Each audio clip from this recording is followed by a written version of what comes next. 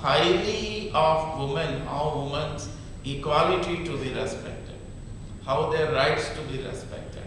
Unlike any other religious text of that time or later time, which demeans the woman.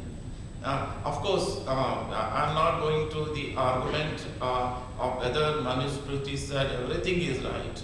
So I'm just trying to cherry pick few things that how it respected the woman. And it flows up to the Artha Shastra of the modern times, the Chanukya's document which became a kind of constitution for later rulers. And Honorable Prime Minister was also mentioning about not only the monarchical system, briefly, I'm trying to expand it more here. And he mentioned about the republican system, the kind of, many people think that we adopted a constitution and announced India as a republic on 26th January 1950. And from then we have India as a republic. No, we had a republican rulers right back in the 8th to 10th century BC back then. What is that? Example which I read that the Licchavi republics, present day Bihar, and it covered parts of Uttarakhand, Nepal, and the capital Vaishali, which is in Bihar. The beautiful democratic system, they elected the representative just like we elect our parliament members. And there was a cooperative federalism and understanding, those things were there. Different hierarchical system, and even women were allowed to be a member of that republican system of governments. Though, unlike the counterpart monarchical system of Magadhan Empire, where one king used to rule, of course following the Dharma, here the confederacy of people. No one was king here. The supreme, just like parliament is there, Lok Sabha, Raj Sabha, the republican government which is to be run by various elected members in a democratic manner. So, and these system also recognize the fundamental rights. They also follow the Dhamma. Dhamma then included the fundamental rights, the respect for the human. And if you see the ancient texts they followed, the best example is Bhagavad Gita, in which Lord Krishna says that I live in every living being, whether it is a human or an insect or any animal which contains a soul, it is me, he says. Then why should there be discrimination?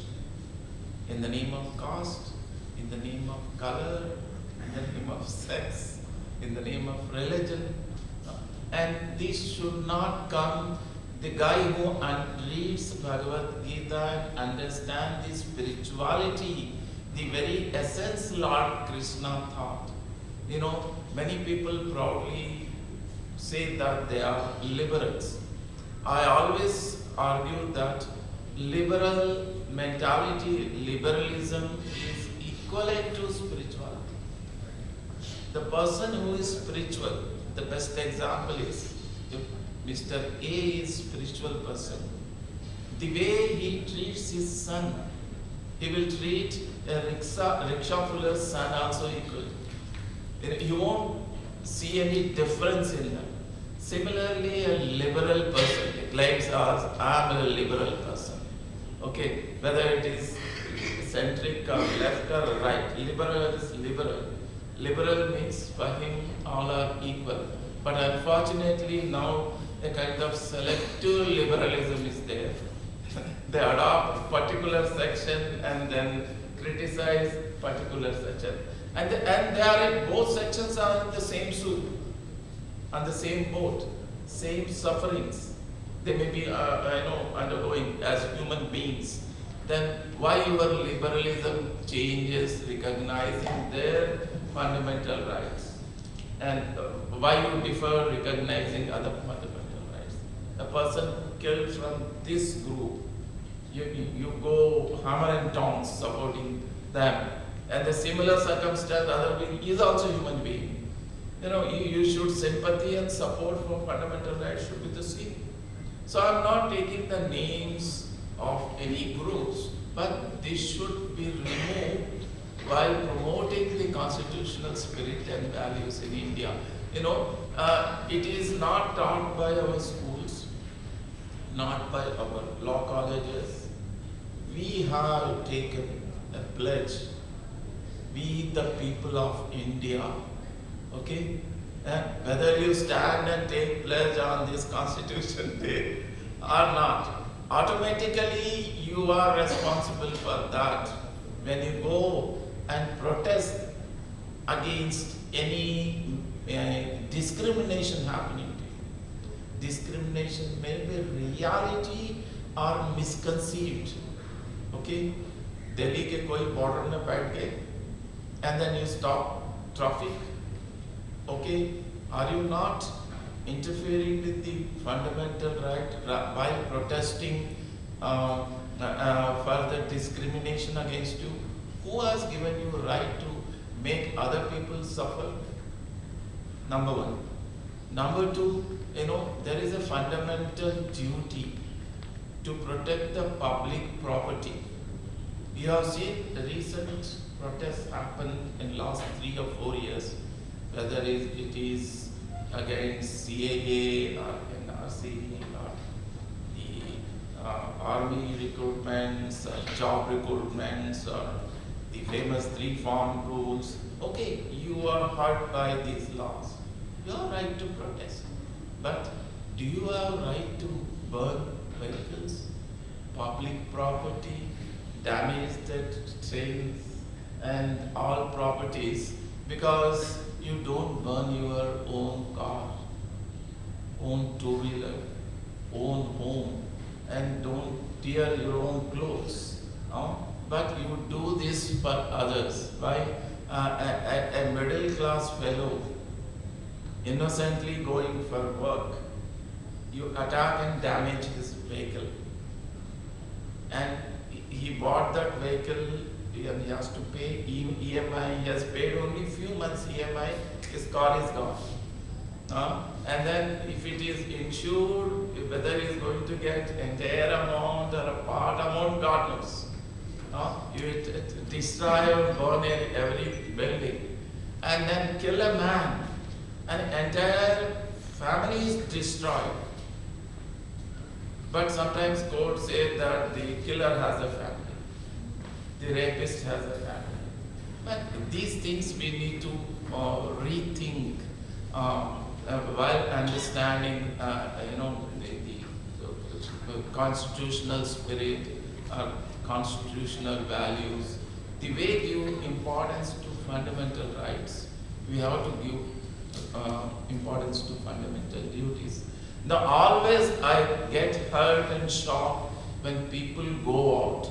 Right from the college days I've seen it, because from the United Andhra, as a kid I was going to school, I saw Telangana movement in 71 and people going and destroying buses and burning buses, trucks, and innocent people, office goer getting hurt, and searching people. Okay, he's from that area, attack him, his home, burn his home.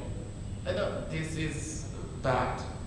This has been continuing. That's why INBA said when non-cooperation movement started, said, okay, you are doing band and stopping this, but if this won't continue, if this continues, and what will happen to the country once you get freedom? That band culture is still going on, and then courts are imposed fines on people. Some violence happens in Lakhimpur, Kera. Why a South Indian state go for a band?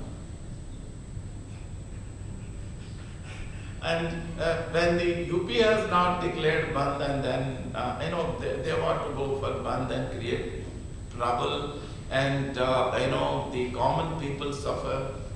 These kind of habits should go.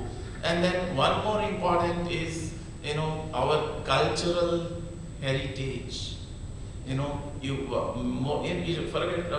Delhi itself, you must be going to Red Forts or Qutub Minar or any other place. Why people, okay, you may be buying a ticket, you go there, you take photos, okay, upload, you have every right, provided Archaeological Survey of India, which is managing the site, allows you to take photos. But why do you do graffiti there? I remember as a kid, I was very fond of going to Ajanta caves. I know, thanks to God for His blessing me, I visited Ajanta and Ellora caves twice. Now my first visit there as an 11th class standard student, as a 14-year-old boy, shocked to see beautiful paintings of 3rd century BC, the Buddhist paintings in Ajanta caves. Half of the thing was scribbled. अपने नाम, girlfriend का नाम, बाप का नाम. अरे भाई, why you want to leave your imprint there? If you want to do, go back home, learn painting and replicate that painting. आजकल तो NFT art आ चुका है. You can do wonders using NFT, and all copyright owners have got into a lot of confusion. मेरा होगा, तेरा होगा, who will be the owner and all that. That's a different class. Occasion comes anyway, talk on that. But why people destroy their own heritage and culture? So many people are doing this. Mostly educated people are doing. So it is incumbent on all of us. At least हम life period में at least एक को change करो. But don't destroy. Go and protest. You have every right to protest. But don't destroy property. Don't kill people. Don't injure people. That's all. And then and don't destroy cultural property, whether it is a Hindu religious place, a Buddhist, a Jain, Muslim, whichever religious place. If you don't want to go, don't go. But don't go and destroy that place. That's what I want to say on this day. And thank you, INBA, Kaviraj and Meenakshi ji, again inviting me, all the INBA members. And thank you very much. Jai Hind.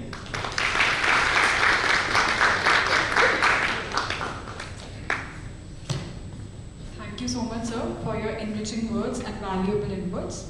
Now we would have the last speaker for the day, Shri Kapoor, sir, Senior Manager, Head of Inside Sales Team, Dell Small Business at Dell Technologies. Shiv Kumar, sir, is a passionate leader with 20 plus years of experience of leading, developing and managing teams from channel sales, distribution, inside scales across multiple industries.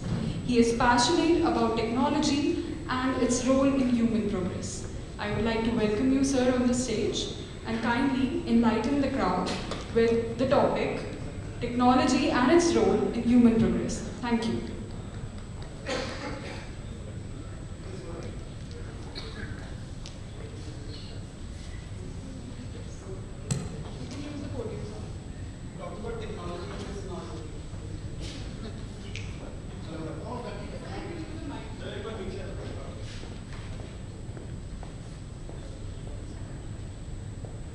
Hello. Okay, great. I think it's fine.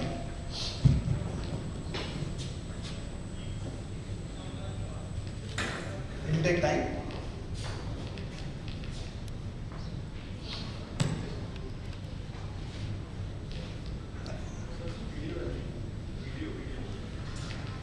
Okay. Hi everybody. Very good evening. My name is Shiv. I am part of Dell. I manage Dell India sales for small business. So we were talking about technology. I stay in Gurgaon, so I took around 2.5 hours to reach here.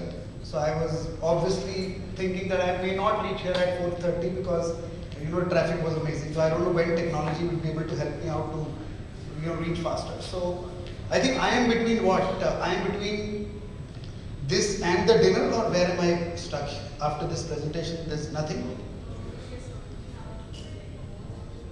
Oh, so I'm at the wrong time where people are waiting for me to go, so okay. But I have some 100 slides, by the way. Huh? We are Dell, we have 100 slides to cover, and I think those 100 slides should take an hour and a half.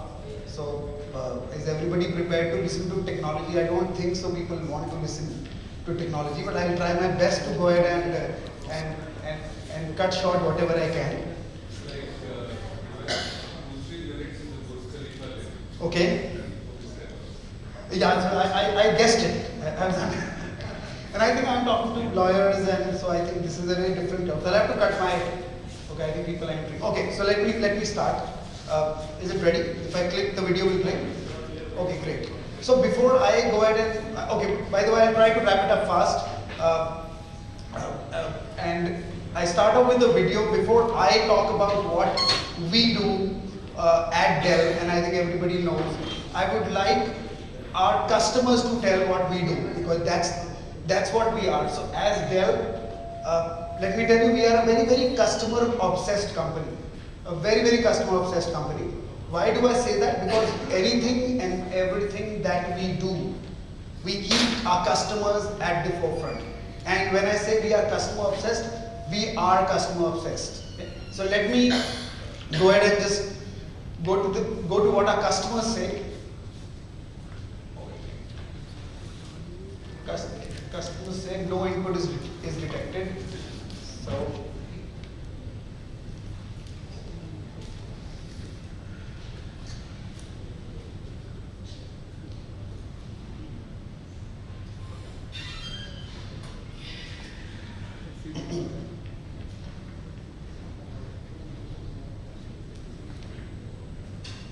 by the way, this is nothing to do with Dell, this is nothing to do with Dell technology. It is the fault over here that is happening. Okay, let me make it clear.